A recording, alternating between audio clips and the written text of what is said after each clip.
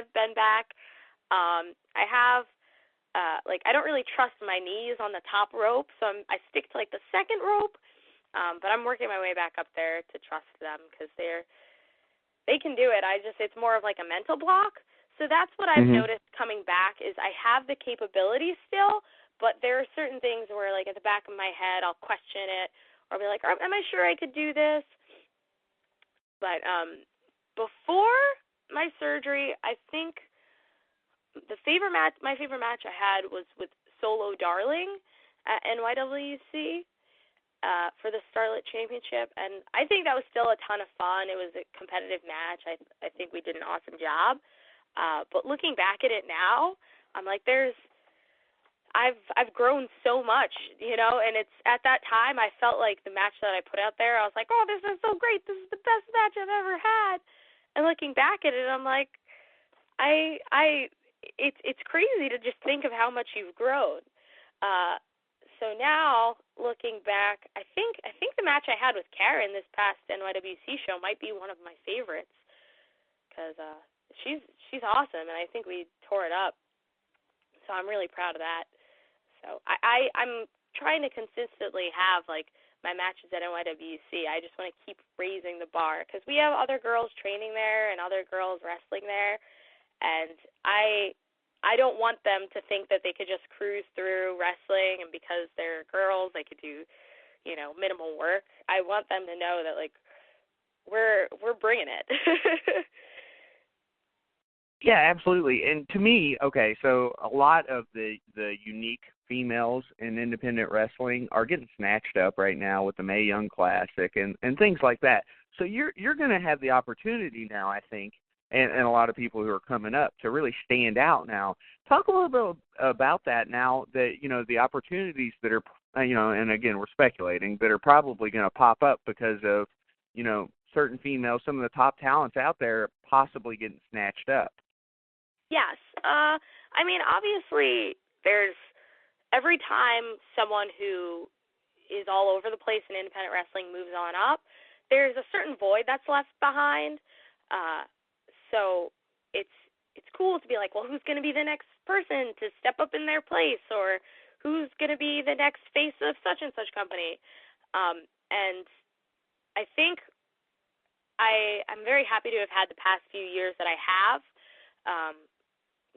to be able to, like I said, grow and get better. Because I feel like if this had happened a couple years ago, I wouldn't have been ready for it.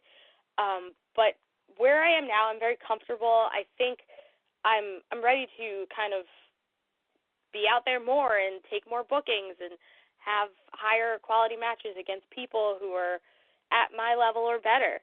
And I could only feel like this is a blessing. And it's cool, the Mae Young Classic, because I do know some of the people who are in there, some of the women, and I know how hard they've worked, how hard they've been working for years and years. And it's really inspiring, and I'm super happy for them, and hopefully only great things come of it.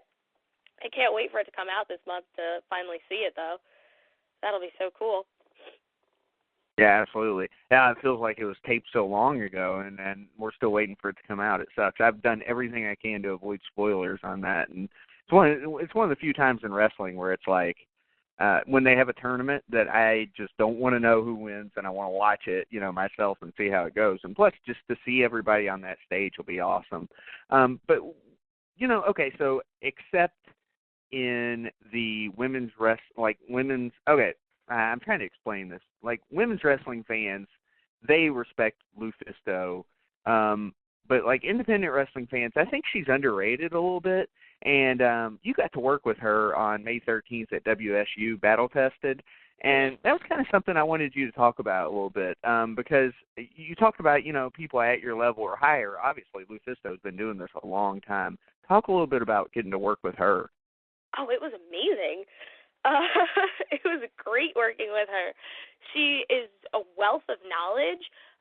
So not only do you learn from talking to her and her giving me feedback afterwards, but just being in the ring with her and wrestling and working around, you can learn things through her body language or the way you'll be like, oh, she didn't have to, physically be like, oh, you need to do this or that. Like, she is just, her body is so confident, and it's so, like, it understands wrestling so well that you learn that way too. So that was the first time I had really got to meet her and have a conversation with her, was when I wrestled her. So on top of being able to learn from her that way, she's an awesome lady. She's just so cool. Since then, I've got to work for her company, Atomic Wrestling, for the Rogue Women's Warrior under that brand, and that was cool. Hopefully, I could come back and do that too. But she's a delight.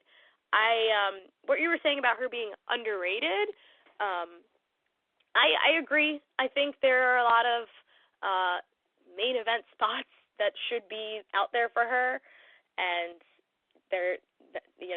she just deserves them. I know she's a champion over at Shine right now, which is 100% completely deserved.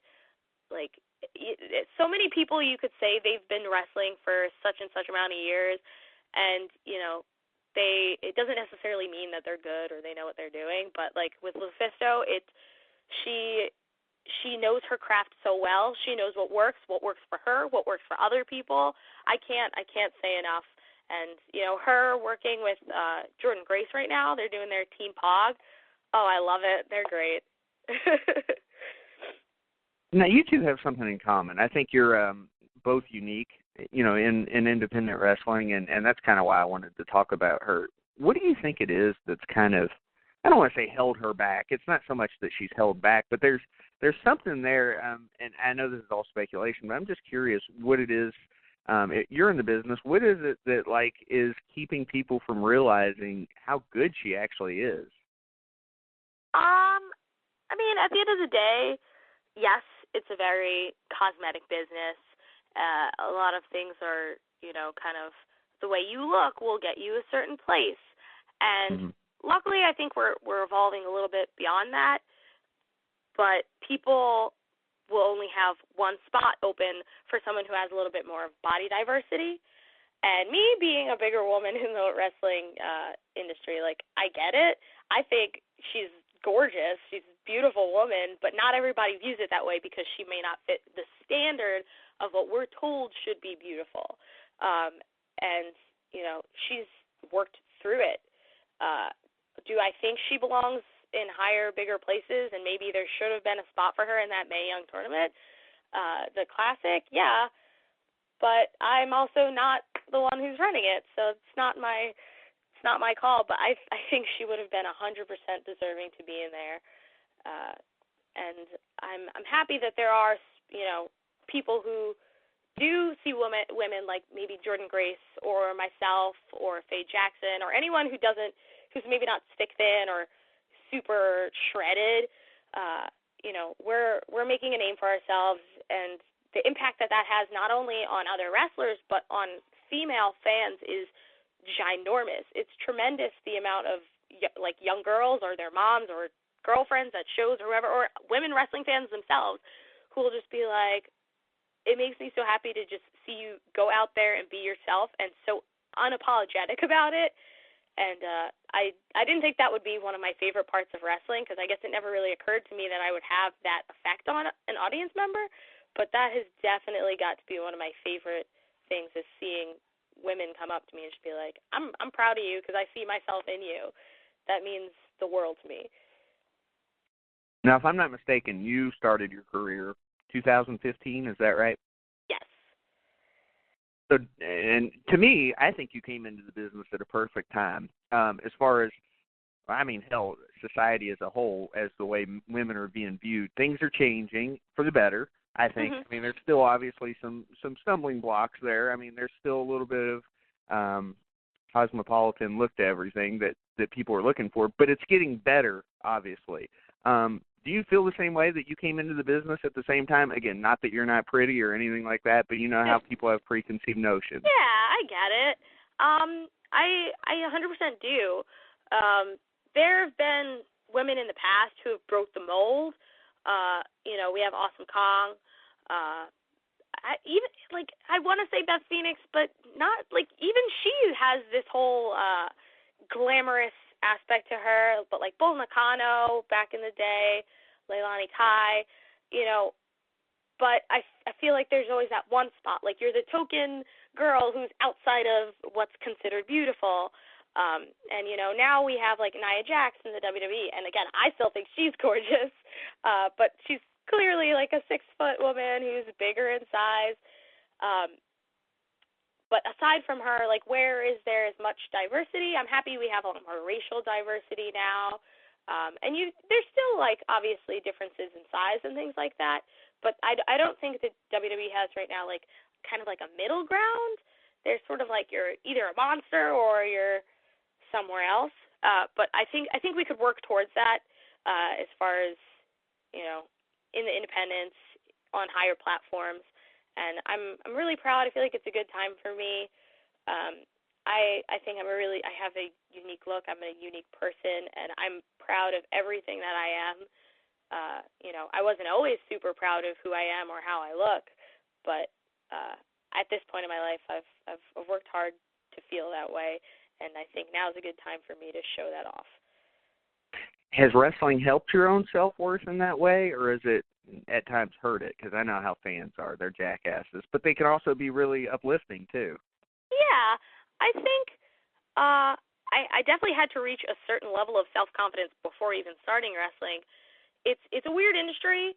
In a way, you need to be able to criticize yourself and very openly accept what you do need to work on, but you also kind of have to have a little bit of an ego, Mm-hmm. Just because if you don't, who else is going to be rooting for you? You have to be your own number one fan in a way. So yes, I think if anything, how wrestling has helped my personality is it's helped me become a lot more outgoing, and just more kind of like loud about how much I am a fan of myself. With Mm-hmm. I just because I've always been shy, or not necessarily shy, but more reserved. And in locker rooms and in meeting a whole bunch of people at once, it can come across as kind of like rude if you are shy. So advice to anyone who is thinking of wrestling or becoming a wrestler, you definitely have to break out of your shell. You have to get comfortable with who you are, because at the end of the day, we all have our quirks. Wrestling's, we got some strange people in here. So don't be ashamed of who you are at all, and just be free, love yourself, things like that. So I don't want to rush you out. I know you've got like a prior commitment shoot job type thing going on. So how much longer do I have you, just to make sure that I don't rush you don't rush me? Like a good maybe like 5 to 10 minutes. Perfect. Okay, great. Awesome. So that's what I was thinking too. All right, so I asked Samantha Heights this a couple weeks ago, and I'm going to ask you the same thing, because I think it's important, in wrestling to kind of realize who someone's counterpart is. The Colt Cabana CM Punk thing, or CM Punk maybe Chris Hero thing, their rival in wrestling. 2 years in, who do you consider kind of your counterpart? If you're going to go get booked on a show and you feel like one person should come with you and that's the person you're going to work with, who would it be? Ooh, that is a good question. I myself have thought this, and I don't know if I have an answer yet. I feel like in a way that's kind of like your best friend in wrestling, and I don't think I've really found someone yet who I'm like, this is my person. As there are girls I'm training with now, and I think they're awesome, and they have bright futures ahead of themselves. So hopefully I could say them in a year or two. But right now I'm hoping I could find someone to say that with. I know Nikki Adams is someone who was originally at NYWC, but she unfortunately left before I started training there. And it really wasn't until the past couple months that I built a relationship with her. So she's cool, but I'm still working on finding my my wrestling soulmate, if you will, someone I could always be like, oh, I'll have a great match with them no matter what. Or, you're going to book me, you should book this person too. Oh, yeah, understandable. Well, how about this? on in terms of NLP will always ask you, who are your influences, blah blah blah, and that's you can get any kind